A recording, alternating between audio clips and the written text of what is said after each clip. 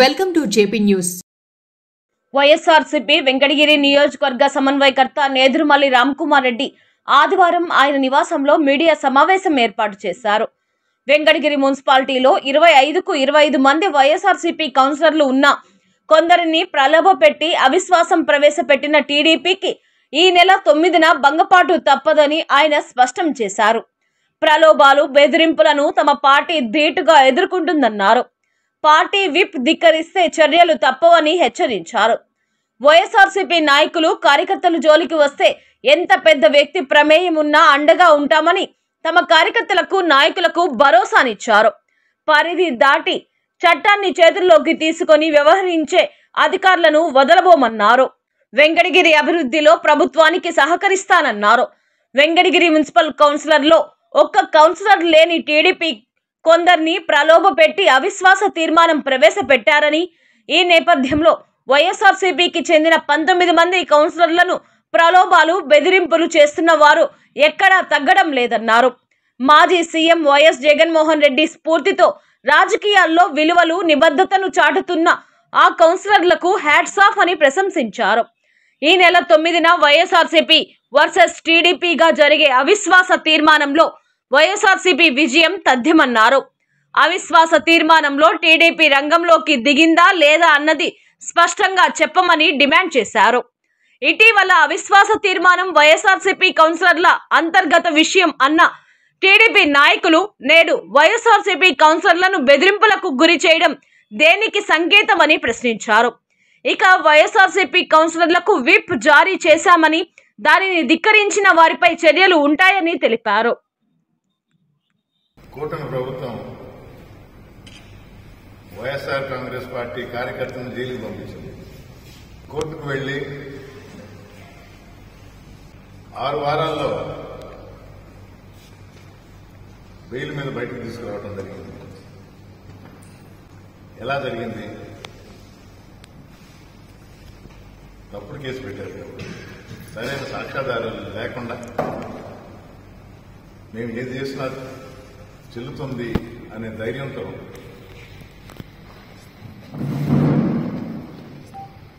అధికారులు తమ పరిధి దాటి చట్టాన్ని చేతిలో తీసుకుని చేసిన దానివల్ల జరిగిన పరిణామం, ఆ కేసులో మన ఎంఆర్ఓ గారు, ఎస్ఐ గారు, ఇతర పోలీస్ అధికారులు, బయట వ్యక్తులు వీళ్ళందరి మీద కేసు వేయడం జరిగింది. నేను మొదటి నుంచి చెప్తూనే ఉన్నా, అసలు పాత్ర నానుడు అవుతుంది. Justice can be delayed but cannot be denied. సాగదీయవచ్చు, ఏ రోజుకైనా శిక్ష అనుభవించాల్సింది. అది వారమా, నెల, 1 సంవత్సరం కాదు. తప్పించుకున్నాము అనుకుంటే ఫైనల్గా మా జగన్మోహన్ రెడ్డి గారు చెప్పారు, రేపు జమిలీ ఎలక్షన్స్ 2 సంవత్సరాలు రాబోతుంది. వచ్చేది వైఎస్ఆర్ కాంగ్రెస్ పార్టీ ప్రభుత్వమే. ఆ రోజు తప్పకుండా ఈ కేసులన్నీ బయటకు తీస్తాం, శిక్ష అనుభవించాల్సిందే. పేర్లు నమోదైనవి, ఎందుకంటే సాక్ష్యాలు వాళ్ళ సంతకాల ద్వారా ఉన్నాయి. కోర్టు తీర్పు చెప్తుంది.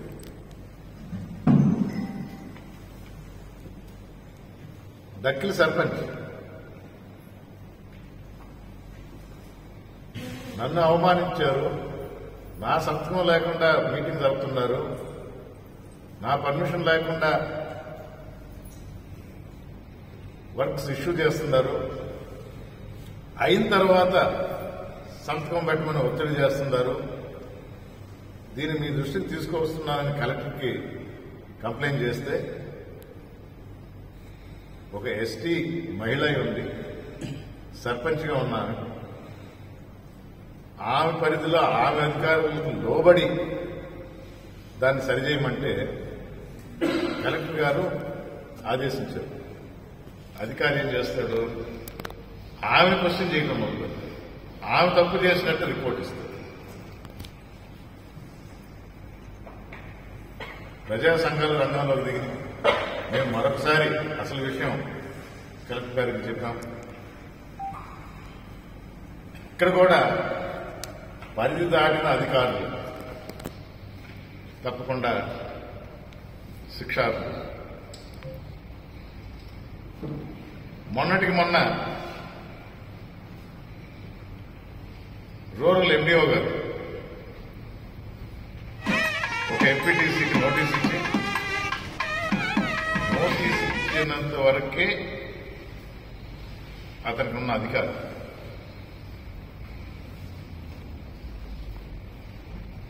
దానికి ఇచ్చిన జవాబు తీసుకోవాలి, కౌన్సిల్లో పెట్టాలి, కౌన్సిల్ తీర్మానం చేస్తుంది, దాన్ని పాస్ ఆన్ చేయాలి.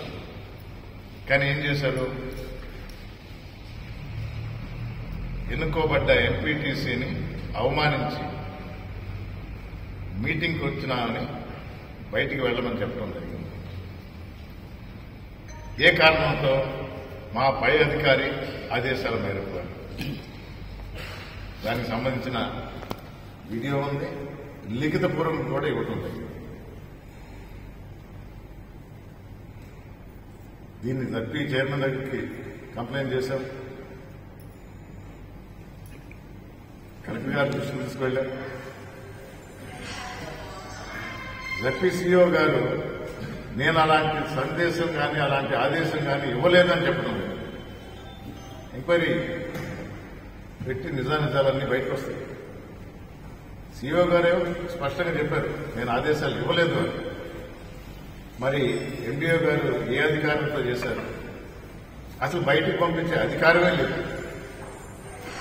ఇది చాలా తీవ్రంగా పరిగణించి పెద్దల దృష్టికి తీసుకువెళ్ళడం జరిగింది. తప్పకుండా ఎంక్వైరీ చేసి తగు చర్యలు తీసుకుంటామని హామీ ఇవ్వడం జరిగింది. ఇలా ప్రతి విషయంలో ఏ అధికారైనా పరిధి దాటి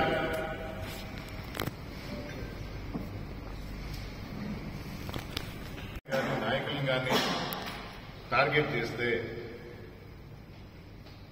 ఊరుకునేది లేదని పలు సందర్భాల్లో చెప్పడం జరిగింది. న్యాయపరంగానే పోరాడతాం, విషయాలు పై అధికారులకు తెలియజేస్తాం, కోర్టుకు వెళతాం. ప్రతి ఒక్కరూ మూల్యం చెల్లించుకోక తప్పదు. మీడియా మిత్రుల ద్వారా మరొకసారి మీకు విన్నవించుకుంటున్నారు.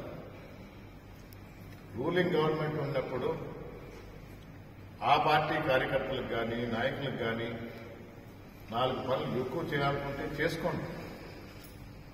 కానీ అపోజిషన్ లో ఉన్నాం కదా అని వైఎస్ఆర్ కాంగ్రెస్ పార్టీ నాయకులను కానీ కార్యకర్తలను కానీ టార్గెట్ చేస్తే వదిలేది లేదు. వారికి అండగా ఎంత చిన్న విషయమైనా ఎంత పెద్ద విషయమైనా ఎంత పెద్ద వ్యక్తి ఇన్వాల్వ్ అయినా కూడా వారి ముందరుండి ఈ నియోజకవర్గం ఇన్ఛార్జిగా మా కార్యకర్తలకు అండగా ఉంటాను. అది కోర్టు ద్వారా కానీ పై ఆఫీసర్ల ద్వారా కానీ న్యాయం జరిగే వరకు పోరాడతారని మీ ద్వారా తెలియజేస్తుంది. తీర్మానం పెట్టడం జరిగింది. దీని గురించి ఒకసారి ఆల్రెడీ మాట్లాడినాం.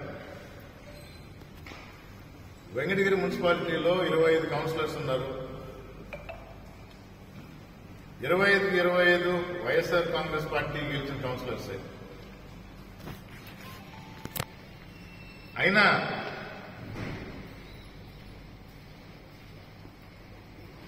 తెలుగుదేశం పార్టీ అవిశ్వాస తీర్మానం పెట్టడం జరిగింది.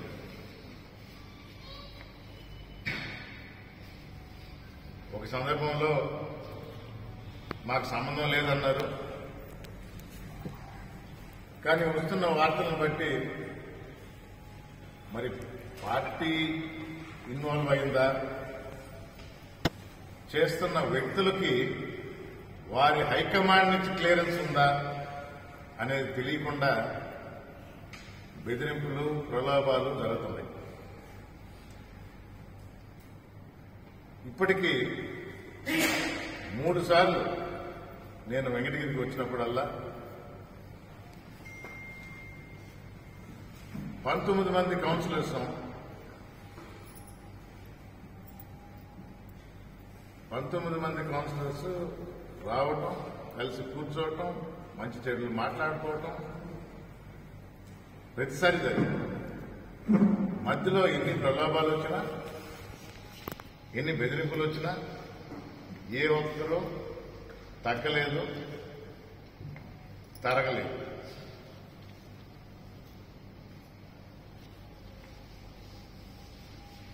మరి పార్టీ వైఎస్ఆర్ కాంగ్రెస్ పార్టీ మొన్నే మా అధినేత జగన్మోహన్ రెడ్డి గారు చెప్పారు, ఎన్నుకున్న ప్రతినిధులు ఆయనలాగే విలువలు నిబద్ధత పాటించడం ఎంతో గర్వకారణం అని హ్యాట్స్ ఆఫ్ చెప్పడం జరిగింది. ఈ 19 మందికి మీడియా ద్వారా వారందరూ ఇక్కడ ఉండారు, వారందరికీ నేను హ్యాట్స్ ఆఫ్ చెప్తాను. వారి నిబద్ధతని, పార్టీ క్రమశిక్షణ పాటిస్తున్నారు. 9వ తేదీ కూడా ఇదే కొనసాగుతుంది. ప్రలాభాలు ఉండొచ్చు, బెదిరింపులు ఉండొచ్చు. మేము ఇప్పుడే మాట్లాడుతున్నాం, అసలు ఎక్కడి నుంచి వస్తుంది? ఏ హైకమాండ్ క్లియరెన్స్ ఉంది? క్లారిటీ లేదు.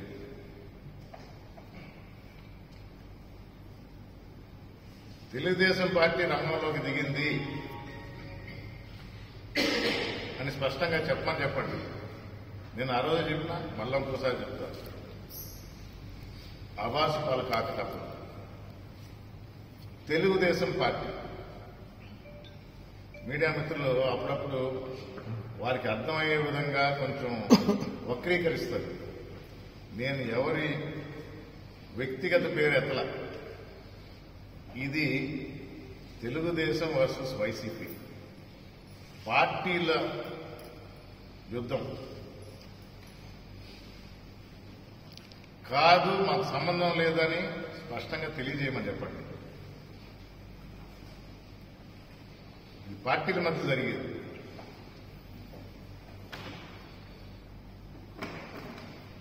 మొన్నటికి మొన్న బై ఎలక్షన్స్ జరిగితే చిన్నవే మెజారిటీ వైఎస్ఆర్ కాంగ్రెస్ పార్టీ నిలబడింది. నిబద్ధతతో, విలువలతో కూడిన రాజకీయం చేస్తున్న పార్టీ వైఎస్ఆర్ కాంగ్రెస్ పార్టీ జగన్మోహన్ రెడ్డిని అనుసరిస్తూ ఆయన అడుగుజాడలో నడుస్తుంది. మున్సిపాలిటీలో కూడా అదే. 19 మంది ఉన్నారు. 25 గెలిచాం. 6 మంది రేపు తేలుతారు. ఏ విధంగా సరైన మార్గం ఎంచుకుంటారా అనేది వారి విజ్ఞతకే వదిలేస్తుంది.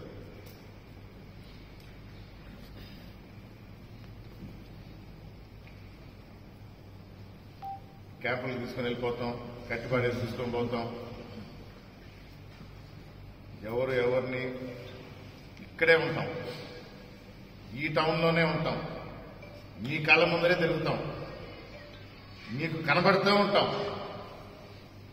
మీ ప్రలోభాలు చూద్దాం, మీ బెదిరింపులు చూస్తాం. అన్నిటినీ ఫేస్ చేసి ఎదుర్కొని నిక్కచ్చిగా, నికార్స్గా మినిమం ఈ రోజున్న 19 మంది ఇలాగే ఉంటారని ఘంటాపదంగా చెప్పగలను. సవాల్ విసురుతుందా తెలుగుదేశం?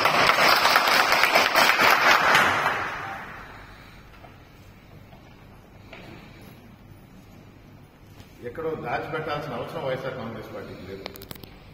వెంకటగిరిలో మరీ ముఖ్యంగా చాలా స్పష్టంగా నేను మీడియా మిత్రులే చూస్తూ ఉంటాను. ప్రతిసారి వచ్చినప్పుడల్లా ఈ 19 మంది మీ కంటకు కనబడతానే ఉండరు, మీరు చూస్తూనే ఉండరు. అది 3 రోజుల గ్యాప్ వచ్చిందా, వారం రోజుల గ్యాప్ వచ్చిందా, ఎక్కడ ఎవరు ఎలాంటి ప్రలోభాలకి లొంగకుండా కలిసికట్టుగా ఉన్నామని తెలియజేయడానికి గర్విస్తుందా అందరి తరఫున మీకు తెలియజేసేది ఇలా ఉంటే వెంకటగిరి నియోజకవర్గం, వెంకటగిరి టౌన్ ని ముందుకు తీసుకువెళ్తాం. అపోజిషన్ రూలింగ్ పార్టీ ఉంది, వాళ్ళు అడ్డుపడతారు. కానీ రూలింగ్ వెంకటగిరి టౌన్ లో ఉండేది వైఎస్ఆర్ కాంగ్రెస్ పార్టీ.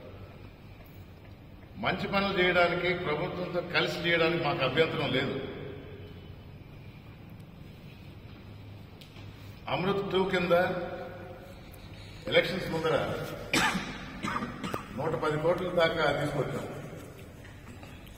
కొత్త ఓవర్ హెడ్ ట్యాంకులు, పైప్ లైన్ మారుద్దాం. అది ప్రభుత్వం చేతిలో ఉంది, ఫైనల్ చేశాం. ఈ ప్రభుత్వాన్ని కోరుతుందా ఆ పని తీసుకోనండి, మన వెంకటగిరి ప్రజలకు మంచి చేద్దాం.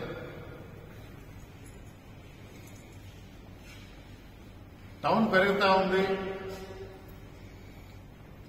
ఆ రోజు నేదురుమల్లి జనార్దన్ రెడ్డి ఫారెస్ట్ ల్యాండ్ అడ్డు రోడ్ నుంచి కార్యక్రమ ప్రాంగణం దాకా ఆల్టర్నేట్ ల్యాండ్ తీసుకుని డెవలప్ చేయడం జరిగితే ఇంకొక 1000 ఎకరాలు ఇవ్వండి, మీకు ఆల్టర్నేట్ గా 2 పక్క మండలాల్లో ఇస్తామంటే కుదరదు అని చెప్పిన తర్వాత అప్పుడు ఫారెస్ట్ మంత్రి పెద్దిరెడ్డి రామచంద్రనాథ్తో మాట్లాడి 100 ఎకరాల నగర వనం శాంక్షన్ చేయడం జరిగింది. రామ్ కుమార్ రెడ్డి వెంకటగిరి ఇన్ఛార్జిగా ఉన్నారు. గర్వంగా చెప్తాం,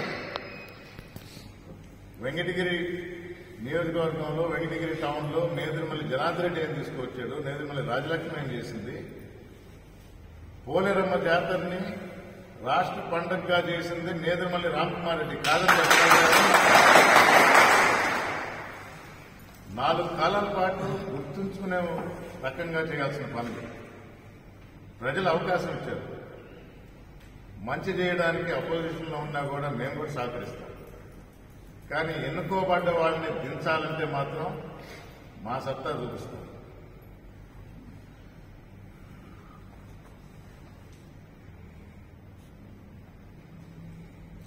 ప్రజలు గమనిస్తా ఉన్నారు.